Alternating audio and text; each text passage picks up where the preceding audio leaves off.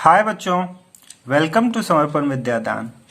आज हम लोग पढ़ेंगे consistency inconsistency in pair of linear equation. कल के क्लास में मैंने बतलाया था आपको कि लीनियर इक्वेशन में क्या क्या पॉसिबल है। दो लीनियर इक्वेशन में कब उसके यूनिक सॉल्यूशन होंगे, कब इनफाइनाइट सॉल्यूशन होंगे और कब कोई सॉल्यूशन नहीं होगा।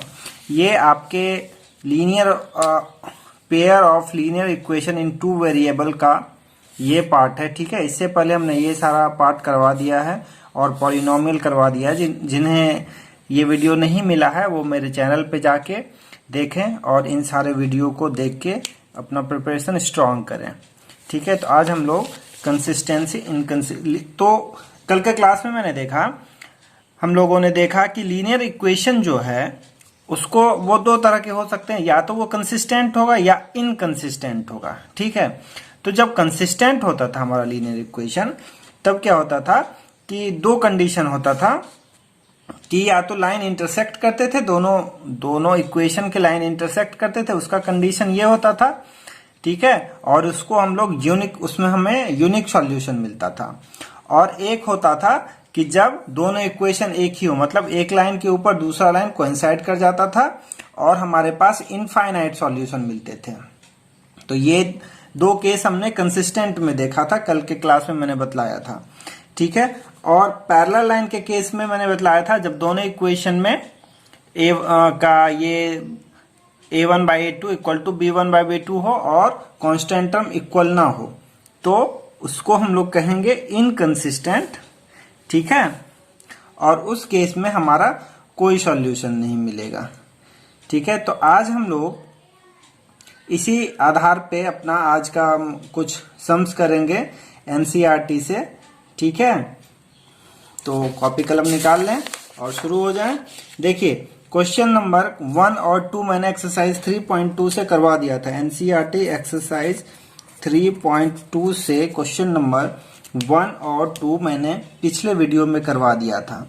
ठीक है, क्वेश्चन नंबर 3 में पूछ रहा है कि ऑन कंपेयरिंग द रेशियो, ये क्वेश्चन मैं वीडियो के शुरुआत में दे दूंगा जिनके पास नहीं है। ठीक है, तो वहां से वो स्क्रीनशॉट लेके रख लेंगे। On comparing the ratio a1 upon a2, b1 upon b2 and c1 upon c2, find whether the following pair of linear equation are consistent or inconsistent। तो हमें ये देख के बतलाना है। मैंने क्या बताया था, कंसिस्टेंट और इनकंसिस्टेंट के लिए। कंसिस्टेंट होने के लिए दो शर्त है। दो इक्वेशन अगर था हमारा a1x plus b1y plus c1 equal to 0 और दूसरा a2x plus b2y plus c2 equal to 0। ठीक है, तो इसमें सबसे पहले हम लोग क्या करते थे, इन दोनों का रेशियो देखते थे। ठीक है, अगर a1 upon a2 equal not to b1 upon b2 आ गया तो इसका एक यूनिक सॉल्यूशन मिलेगा। ठीक है, इसका एक सॉल्यूशन मिलेगा और ये कंसिस्टेंट होगा। यही बतलाया था हमने। ठीक है, अब दूसरा केस ये हो सकता है कि ये इक्वल आ जाए। अगर ये इक्वल आ जाए तो हम लोग तीसरा देखेंगे। अगर ये भी इक्वल आ गया, अगर ये तीनों इक्वल आ गया तो इसमें इनफाइनाइट सॉल्यूशन होंगे, इनफाइनाइट सॉल्यूशन होंगे और ये भी कंसिस्टेंट होगा। ठीक है, क्योंकि इसमें भी सॉल्यूशन हमारा तो मिल रहा है, भले ही वो इनफाइनाइट हो, हम उसको फाइंड आउट नहीं कर पा रहे हैं मगर सॉल्यूशन मिल रहा है। और तीसरा एक केस था कि जब ये दोनों बराबर हो, ठीक है, ये दोनों रेशियो इक्वल हो और थर्ड वाला इक्वल ना हो तो हमारा हो जाता था इनकंसिस्टेंट। ठीक है, इनकंसिस्टेंट में क्या होता था, नो सॉल्यूशन, कोई सॉल्यूशन हमारा नहीं मिलता था। मतलब इसमें ग्राफ कैसा बनता था, पैरेलल लाइंस। ठीक है, पैरेलल लाइंस। और इसमें कैसा ग्राफ बनता था, यूनिक सॉल्यूशन जिसमें होता है उसमें कैसा ग्राफ बनता है, उसमें इंटरसेक्टिंग लाइन होते हैं।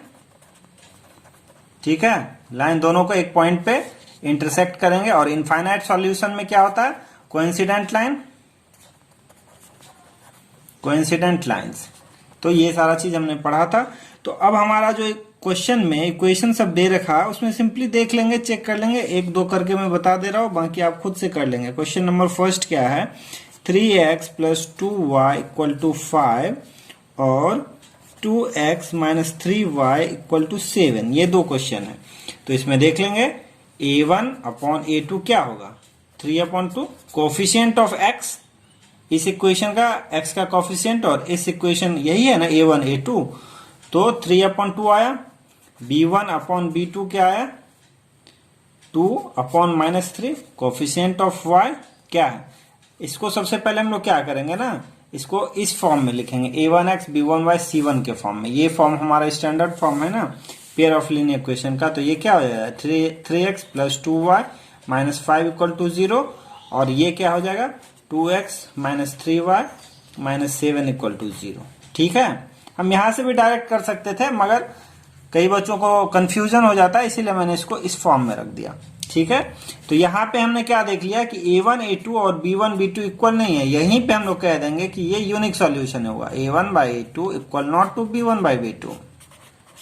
तो ये यूनिक सॉल्यूशन होगा। इसमें क्या क्या लिखेंगे, इसका यूनिक सॉल्यूशन होगा, ग्राफ कैसा होगा, इंटरसेक्टिंग होगा, इंटरसेक्टिंग लाइंस होंगे। ठीक है, और क्या होगा इसमें, ये कंसिस्टेंट होगा। तीन बात लिखेंगे, कंसिस्टेंट, यूनिक सॉल्यूशन और इंटरसेक्टिंग लाइन। ये तीन बात इसमें हम लोग एग्जाम में लिख देंगे। ठीक है, क्वेश्चन, एक और क्वेश्चन करा देता हूं इस पे। ठीक है, क्वेश्चन नंबर 5 है ये, 4/3x + 2y = 8, 2x + 3y = 12। ये दो क्वेश्चन है। ठीक है, तो इसमें इसको अगर आपको ठीक से लिखना है तो इसको एलसीएम ले लीजिए। क्या हो जाएगा, 4x + 6y - 24 = 0। ये किसको नहीं समझ में आया, ये करके देखिएगा, सॉल्व करके देखिएगा, इतना आएगा। देखिए 4x, 3 2 = 6y, और ये 3 से यहां मल्टीप्लाई होगा, 24 होगा। ठीक है, -24 = 0 हो जाएगा। और ये कितना था हमारा, 2x + 3y - 12 = 0। अब ये रेशियो देखते हैं इन दोनों इक्वेशन में क्या होगा, a1/a2 क्या हो गया, 4/2, और b1/b2 क्या हो गया, 6/3। तो दोनों में 2 आ गया। ठीक है, दोनों में क्या आ गया, 2/1 2/1 आ गया। तो यहाँ a1/a2 = b1/b2 हो गया। तो अब हम लोग क्या करेंगे, c1/c2 देखेंगे। c1/c2 क्या है, c1 कितना है, -24, और c2 कितना है, -12। तो 12 2 = 24, ये भी माइनस प्लस, ये भी 2/1 आ गया। तो यहां हमने क्या देखा कि a1/a2 जो है वो b1/b2 के इक्वल है, और ये c1/c2 तीनों इक्वल है। तीनों जब इक्वल होता था तो हम लोग क्या कहते थे, इनफाइनाइट सॉल्यूशन। ठीक है, इनफाइनाइट सॉल्यूशन होंगे, कोइंसिडेंट लाइन होंगे, ग्राफ कैसा होगा, कोइंसिडेंट लाइन। ठीक है, और तीसरी बात, कंसिस्टेंट होगा या इनकंसिस्टेंट, बताइए, क्योंकि यहां सॉल्यूशन मिल रहा है, भले ही ये इनफाइनाइट है, सॉल्यूशन मिल रहा है, तो क्या होगा, कंसिस्टेंट। ठीक है, जहां सॉल्यूशन नहीं मिलेगा वो इनकंसिस्टेंट हो जाएगा, जहां सॉल्यूशन मिले, चाहे वो इनफाइनाइट मिले चाहे यूनिक सॉल्यूशन मिले, वो कंसिस्टेंट होगा। ठीक है, तो क्वेश्चन नंबर 3 में और किसी को कोई दिक्कत नहीं होना चाहिए। क्वेश्चन नंबर 4 में, which of the following pair of linear equation are consistent inconsistent, if consistent obtain the solution graphically. तो इसमें जो क्वेश्चन है इसमें कह रहा है कि बताइए सबसे पहले कि कंसिस्टेंट होगा या इनकंसिस्टेंट।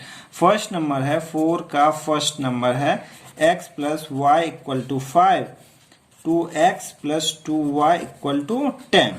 ठीक है, तो ये इक्वेशन तो देख के हम लोग बता सकते हैं कि सेम इक्वेशन है, इसको 2 से मल्टीप्लाई किया गया है, 2x + 2y = 10। तो ये कोइंसिडेंट लाइन होगा। ऐसे भी आप करके देख लीजिए, a1/a2 क्या आएगा, 1/2, b1/b2 क्या आएगा, 1/2, और c1/c2 भी 1/2 आएगा। करके देख लीजिएगा, जिसको नहीं समझ में आ रहा है।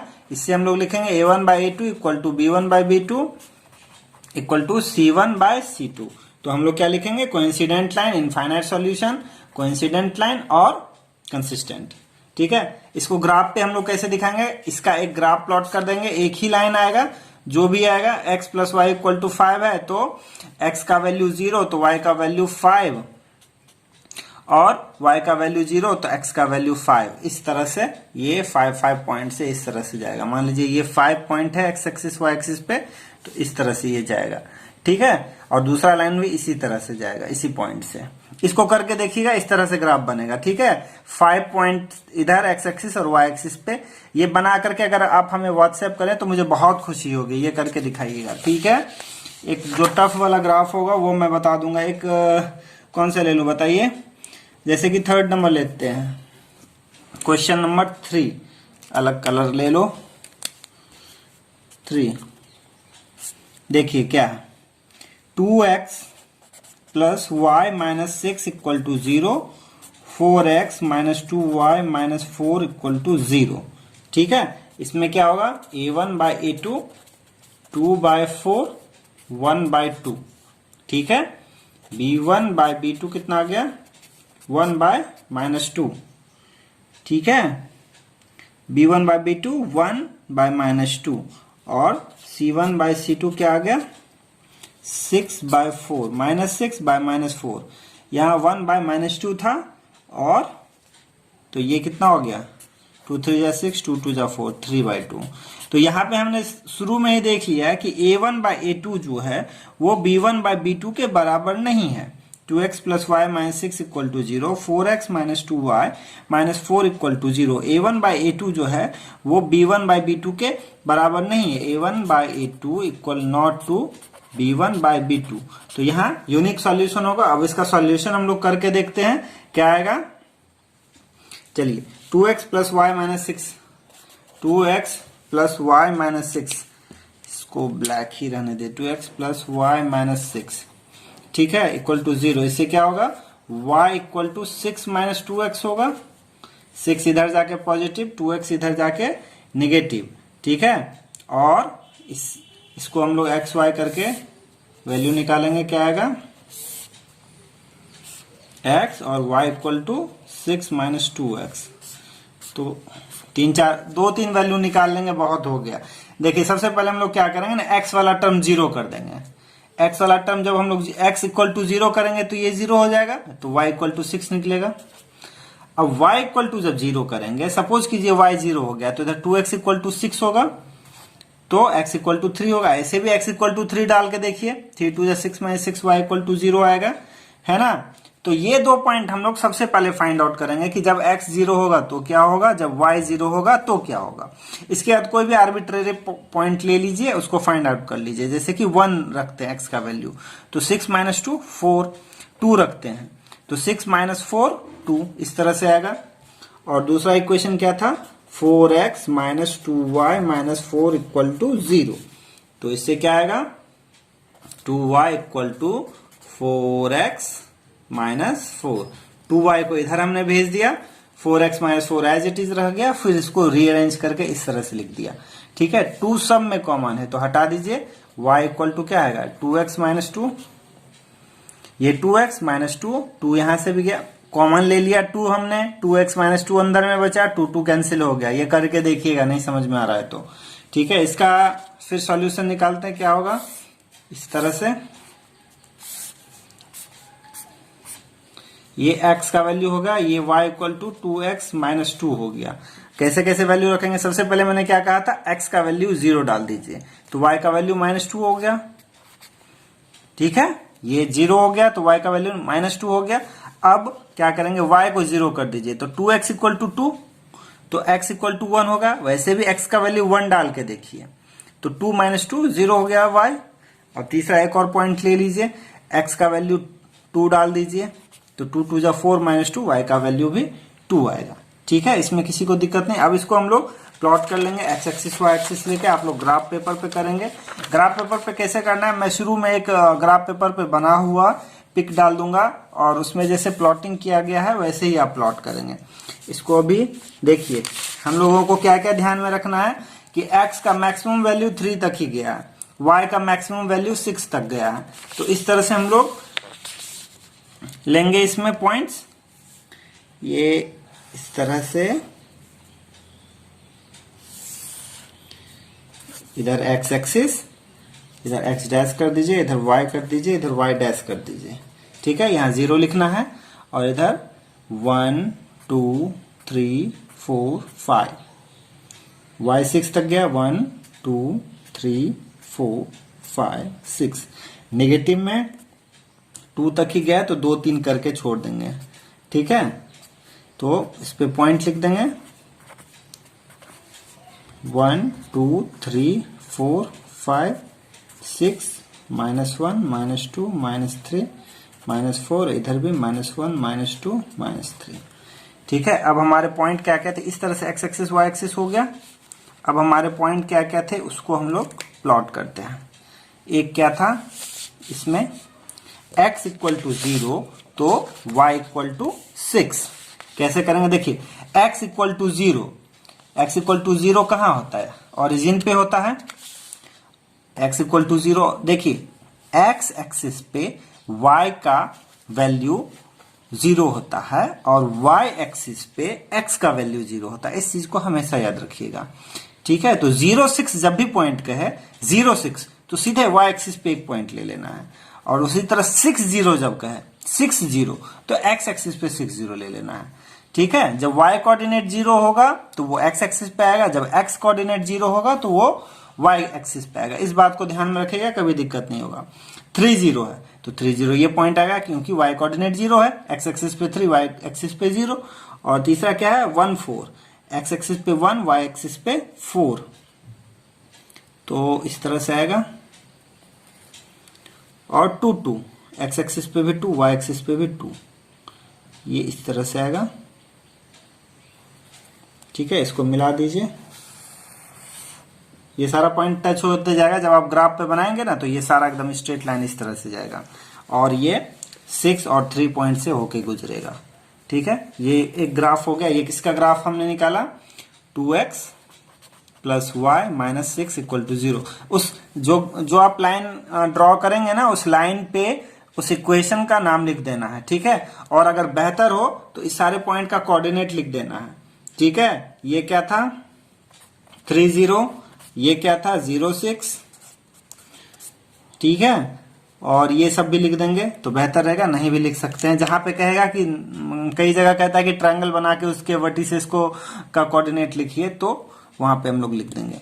दूसरा अब हम लोग प्लॉट करते हैं। दूसरा में क्या है, x इक्वल टू 0 तो y इक्वल टू -2, तो यहां पे आ जाएगा y एक्सिस पे x का वैल्यू 0, x इक्वल टू 1 तो y का वैल्यू 0, x इक्वल टू 1 तो y का वैल्यू 0, ये आएगा 1। और x इक्वल टू 2 तो y इक्वल टू 2, ये वैल्यू हुआ। ठीक है, अब इन दोनों को मिला दीजिए। देखिए कहां पे ये दोनों लाइन टच हुए, 2 2 पे। ये पॉइंट क्या था हमारा 2 2 था। ठीक है, तो उन दोनों इक्वेशन को जब हम लोग सॉल्व करेंगे तो x इक्वल टू 2 आएगा और y इक्वल टू 2 आएगा, क्योंकि ये 2 2 पॉइंट पे इंटरसेक्ट हो रहा है। और x और y का वैल्यू 2 डाल के दोनों इक्वेशन में देख लीजिए, दोनों इक्वेशन सेटिस्फाई करेगा। यहाँ 2 डाल के देखेंगे x और y का वैल्यू तो क्या होगा, देखिए 4 + 2 6, 6 - 6 0। यहाँ पे डाल के देखेंगे 4 2 जा 8 -4, 2 2 जा 4 होगा, 8 - 4 4, 4 - 4 0। ये दोनों इक्वेशन सेटिस्फाई किया। ठीक है, तो यही होता है ग्राफ का मतलब। ग्राफ बहुत इंपॉर्टेंट चीज है और इसका मीनिंग उससे भी बढ़िया चीज है। ठीक है, अब हम लोग एक नेक्स्ट क्वेश्चन में चलते हैं। ये टाइप हो गया। इस टाइप में अगर और किसी को दिक्कत होगा तो मुझे व्हाट्सएप करके बतलाएंगे। ठीक है, क्वेश्चन नंबर 5 में चलते हैं अब हम लोग। क्वेश्चन नंबर 5 में कह रहा है half the perimeter of a rectangular garden. एक रेक्टेंगुलर गार्डन है, इसका हाफ पेरीमीटर। तो पेरीमीटर का फॉर्मूला जानते हैं रेक्टेंगल का, 2 × l + b होता है। ठीक है, ये नहीं पता हो तो मैंने शुरू में बता दिया। हुज लेंथ इज, तो लेंथ को l मान लेते हैं और विड्थ को w मान लेते हैं। तो कह रहा है length is 4 more than width, इस तरह से। ठीक है, whose length is 4 metre more than its width। ठीक है, और हाफ पेरीमीटर मतलब पेरीमीटर जो होता है, पेरीमीटर मान लीजिए p है तो p/2 जो है वो कितना है 36 है। Find the dimension of garden, तो लेंथ और ब्रेथ गार्डन का कितना होगा। इसको बहुत इजीली हम लोग फाइंड आउट कर सकते हैं। हम लोग जानते हैं P इक्वल टू क्या होता है, 2 इंटू एल प्लस बी। तो P/2 का वैल्यू हमारे पास कितना है, P/2 क्या हो जाएगा, L प्लस बी।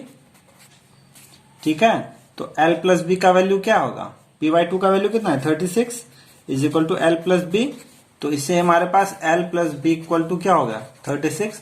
अगर आपको L और B ने B को W लिख दिया, यहाँ B कर लीजिए। ठीक है, L into b into h हम लोग करते आ रहे हैं, इसीलिए W ध्यान पे नहीं रहता।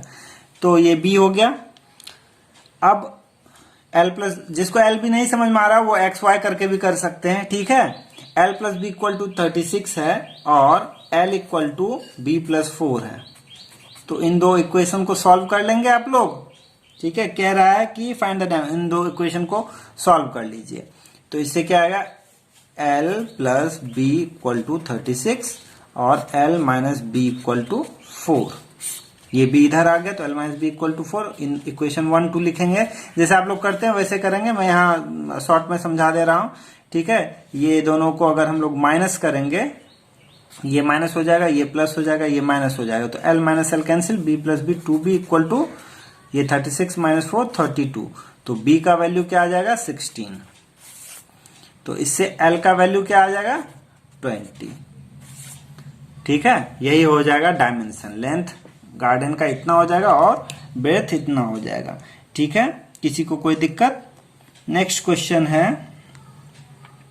एक सेकेंड, नेक्स्ट क्वेश्चन नंबर 6 है, given the linear equation this right another linear equation in 2 variables such that geometrical representation. देखिए एक लीनियर इक्वेशन दे दिया है, देखिए एक लीनियर इक्वेशन दे दिया, question number 6, 2x plus 3y minus 8 equal to 0। ठीक है, इसमें कह रहा है write another linear equation where such that geometrical representation of pair so formed is intersecting. First में हमें क्या करना है, इंटरसेक्टिंग, सेकेंड में पैरेलल, और थर्ड में क्या करना है, कोइंसिडेंट। तो ये बहुत आसान है। ये इंटरसेक्टिंग कब होगा, जब a1 by a two equal not to b1 by b2 हो। कर दीजिए, यहां पे कुछ भी ले लीजिए, 4x प्लस 9y कर लीजिए। तो a1 बाई a2 कितना आया 1 बाई 2, b1 बाई b2 3 3 जा 9, 1 बाई 3 आ गया, माइनस कुछ भी ले लीजिए 7 इक्वल टू 0। तो ये हो गया इंटरसेक्टिंग। इन दोनों इक्वेशन, इसी इक्वेशन से हमने बनाया। ठीक है, लीनियर इक्वेशन राइट अनदर, तो ऐसा कोई लीनियर इक्वेशन होगा हमें ढूंढ निकालना था जो कि इंटरसेक्टिंग हो इसके साथ। तो ये इक्वेशन का ग्राफ अगर करेंगे तो इंटरसेक्टिंग होगा, क्योंकि a1 by two equal not to b1 by b2 है। पैरेलल लाइन कब होता है, जब a1 by a2 equal to b1 by b2 equal not to c1 by c2 होता है। जैसे कि 2x plus 3y minus 8 equal to 0 है। अब इसी इक्वेशन को हम लोग मान लो 2 से मल्टीप्लाई कर देते हैं, 4x plus 6y, constant term को 16 होता है ना, इसको 20 कर लीजिए। ये हो गया पैरेलल लाइंस।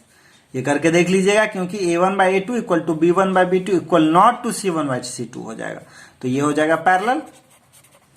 और थर्ड में क्या कह रहा है, कोइंसिडेंट लाइन, तो सेम कर दीजिए इसको, जैसे कि 2x plus 3y minus 8 equal to 0 है। किसी भी एक फैक्टर से 2 3 4 5 किसी से भी एक मल्टीप्लाई कर दीजिए। 4x जैसे 2 से हमने मल्टीप्लाई किया, तो ये दो लाइन सेम ही लाइन होंगे और ये कोइंसिडेंट हो जाएंगे। ठीक है, इसमें किसी को कोई दिक्कत होगा तो बताएंगे मुझे। क्वेश्चन नंबर अब 7 में चलते हैं। क्वेश्चन नंबर 7 में है, draw the graphs of equation x minus y plus 1 equal to 0, 3x plus 2y minus 12 equal to 0। और कह रहा है कि find the coordinates of vertices of triangle formed by these line. इन दोनों का पहले ग्राफ बनाइए और इससे जो ट्रायंगल बनेगा उसके वर्टिसेस का कोऑर्डिनेट फाइंड आउट कीजिए। ठीक है, एंड शेड, और उसको शेड कर दीजिए। ठीक है, तो इसको सबसे पहले हम लोग इसका ग्राफ ड्रॉ कैसे करेंगे, इसको सबसे पहले हम लोग सॉल्व करेंगे। क्या, x minus y plus 1 equal to 0। क्या है? x minus y plus 1 equal to 0। तो इससे हम लोग क्या लिखेंगे? y को इधर ले गए हम लोग, तो इधर क्या बचा? x plus 1। रीअरेंज करके इस तरह से हमने लिख दिया। इससे x और y का वैल्यू क्या आएगा? बोलिए क्या क्या आएगा? इधर x equal to y equal to x plus 1। तो x का वैल्यू जब 0 तो y का वैल्यू 1, y का वैल्यू 0, जब y वैल्यू होगा तो x का वैल्यू -1। ठीक है, जब x का वैल्यू 1 तो y का वैल्यू 2। इस तरह से आएगा। और दूसरा क्या है? 3x plus 2y minus 12 equal to 0। तो इससे क्या लिखेंगे? 2y equal to 12 minus 3x। 12 इधर जाके पॉजिटिव हो जाएगा, 3x इधर जाके माइनस हो जाएगा। किसी को कोई दिक्कत नहीं, 2 इसमें कॉमन ले लेंगे या 2 से दोनों तरफ डिवाइड कर दीजिए। तो y इक्वल टू क्या होगा? 6 माइनस 3/2x। ठीक है, 12 माइनस 3x, 6 माइनस 3/2x। अब इससे हम लोग वैल्यू निकाल लेते हैं x और y का। क्या क्या आएगा? x और y, जब x 0 करेंगे तो ये पूरा टर्म 0, जब x 0 होगा तो y 6 होगा। ठीक है, अब y 0 करेंगे तो 6 इक्वल टू क्या हो जाएगा? 3/2x। इसे 12 इक्वल टू 3x हो जाएगा और x का वैल्यू 4 हो जाएगा। ठीक है, 4, तो y 0। ऐसे भी करके देख लीजिए, 4 डालेंगे तो कितना हो जाएगा? 2 2 जा 4, 3 2 जा 6 माइनस 6 0, y इक्वल टू 0 आ जाएगा। ठीक है, अब यहाँ पे x का ऐसा वैल्यू डालना है जो कि 2 का मल्टीपल होगा, तभी तो कट जाए। सिर्फ 2 डालेंगे, मान लीजिए x का वैल्यू 2 डालेंगे तो 2 2 कैंसिल हो जाएगा, 6 माइनस 3 3 हो जाएगा। इस तरह से थोड़ा सा दिमाग लगाना होगा कि नीचे में 2 है तो x का हम ऐसा वैल्यू ले। अब मान लीजिए 1 वैल्यू लेते x का, तो ये पॉइंट में कुछ आता, फिर उतना मजा नहीं आता आपको बनाने में। बन सकता है वो भी ग्राफ पे, मगर हम लोग इंटीग्रल वैल्यू लेते हैं, इंटीजर नंबर आए जैसे कि, तो 2 का कोई भी मल्टीपल ले लीजिए, 6 ले लीजिए, 4 8 10 कुछ भी ले लीजिए, तो ये एक इंटीजर में आएगा, फिर उसको ग्राफ पे रिप्रेजेंट करने में सुविधा होगा। ठीक है, अब हम लोग क्या देखेंगे? x का 1 2 तक ही गया है, इधर 4 तक मैक्सिमम, y मैक्सिमम 6 तक गया है। तो उस तरह से हम लोग ग्राफ प्लॉट कर लेंगे, y 6 तक और x 4 तक। 1 2 3 4 5 6, 1 2 3 4 5 6 7, एक आध ज्यादा भी ले सकते हैं। ठीक है, ये ओरिजिन लिख देंगे, ये x, ये y, x dash y dash. 1 2 3 4 5 6, 1 2 3 4 5 6 7, -1 -2 -3 -4 -1 -2 -3। इस तरह से लिख देंगे हम लोग। अब पॉइंट्स ले लेंगे, इस पे पॉइंट्स प्लॉट कर देंगे। क्या क्या पॉइंट्स है हमारे? एक है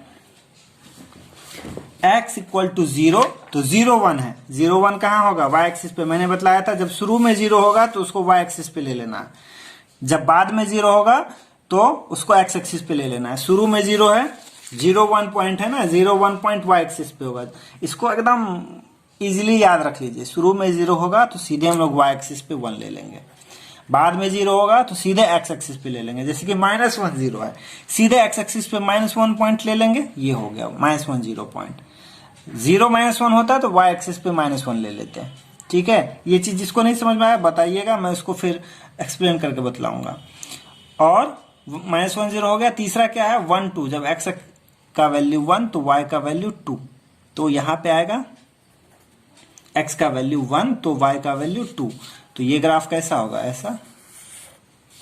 इसको ऐसा नहीं कि इसी 3 पॉइंट को मिलाना है, पूरा फ्री हैंड से ऊपर से नीचे मिला देना है। ठीक है, क्योंकि ये बहुत सारा लाइन ऐसा आएगा, पॉइंट ऐसा आएगा।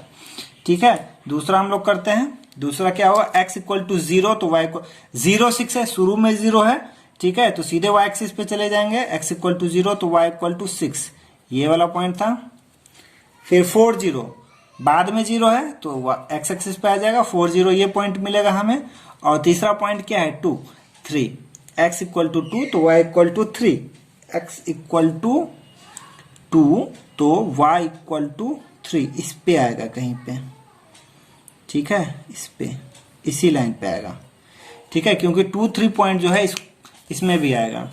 x इक्वल टू 2 डाल के देखिएगा तो y इक्वल टू 3 आएगा ना।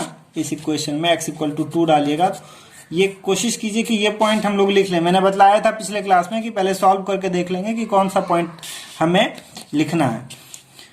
तो 2 3 सॉल्यूशन आया है, तो इसको वैसे भी ग्राफ से भी हमें इस लाइन पे ही 2 3 आएगा। जब ग्राफ आप बनाएंगे ना तो ये 3 इस लाइन पे ही आएगा, 2 3 इस पे कहीं आएगा। ठीक है, अब इसको मिला देते हैं। तो ये इस तरह से बना। ये वर्टिसेस कितना था 2 3, ये वर्टिस कितना था x equal to 4 y equal to 0, ये वर्टिसेस कितना था -1 x इक्वल टू -1 और y इक्वल टू 0। तो इस तरह से मेरा ट्रायंगल बन गया। ट्रायंगल का तीनों वर्टिसेस हमने कर दिया। अब इसको क्या कहा था कि इसको कलर भी कर दीजिए, शेड कर दीजिए। शेड करने कैसे कहा था, कुछ कहा था उसमें कंडीशन। कई बार कहता है कि पॉजिटिव डायरेक्शन में शेड कीजिए, नेगेटिव डायरेक्शन में शेड कीजिए। यहाँ पे क्या कह रहा है, शेड द ट्रायंगुलर रीजन।